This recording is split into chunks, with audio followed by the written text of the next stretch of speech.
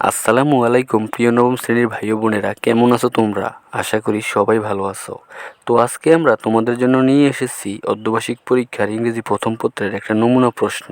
দেখো, তোমাদের ইংরেজি প্রথম পত্রে এবার অনেক পরিবর্তন করা হয়েছে। তো তোমরা কিভাবে পরীক্ষা ইংরেজি প্রথম পত্রে খুব ভালো একটা রেজাল্ট করবে, চলো সেটা বিস্তারিত জেনে নেই। তবে তার আগে বন্ধুরা, পড়ালেখা শিখি চ্যানেলে নতুন হলে অবশ্যই চ্যানেলটাকে সাবস্ক্রাইব করে রাখো এমন আরও ভিডিও দেখার জন্য। তো দেখো বন্ধুরা, তোমাদের ইংরেজি প্রথম পত্রের প্রশ্নে প্রথমেই একটা প্যাসেজ থাকবে। তো এই প্যাসেজ থেকে তোমাদেরকে 1 নম্বরে 7টি এমসিকিউর উত্তর দিতে হবে। 7টি এমসিকিউর জন্য তোমরা নাম্বার পাবে 7। তো তারপর তোমাদের 2 নম্বরে আসবে 5টি প্রশ্ন।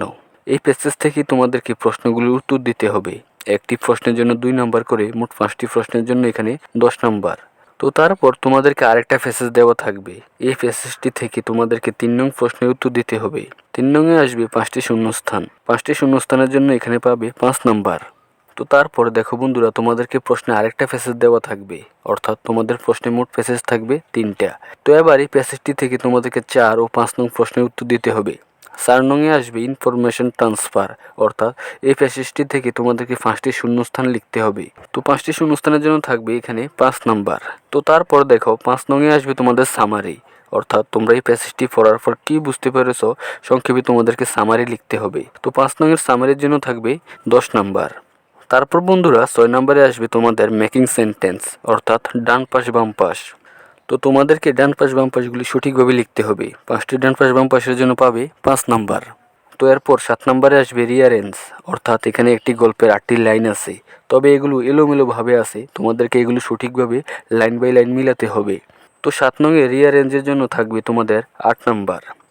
তো এরপর দেখো বন্ধুরা, 8 নম্বরে আছে প্রশ্ন উত্তর। এখানে মোট 8টি প্রশ্ন আছে। এখান থেকে তোমাদেরকে যে কোনো 5টি প্রশ্নের উত্তর লিখতে হবে। তো এই প্রশ্নগুলো দেওয়া হয়েছে তোমাদের প্রথম পত্র বইয়ের কবিতাগুলো থেকে। তো এখানে একটি প্রশ্নের জন্য 2 নম্বর করে, মোট 5টি প্রশ্নের জন্য তোমরা পাবে 10 নম্বর।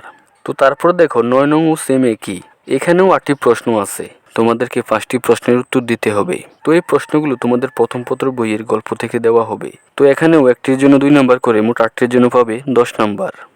তো এগুলো সব গেলেও তোমাদের পার্ট এ, অর্থাৎ পার্ট এতে 1 থেকে 9 নং পর্যন্ত আসবে। পার্ট এতে নাম্বার থাকবে মোট 70। তো তারপর দেখো পার্ট বিতে আসবে তোমাদের রাইটিং পার্ট।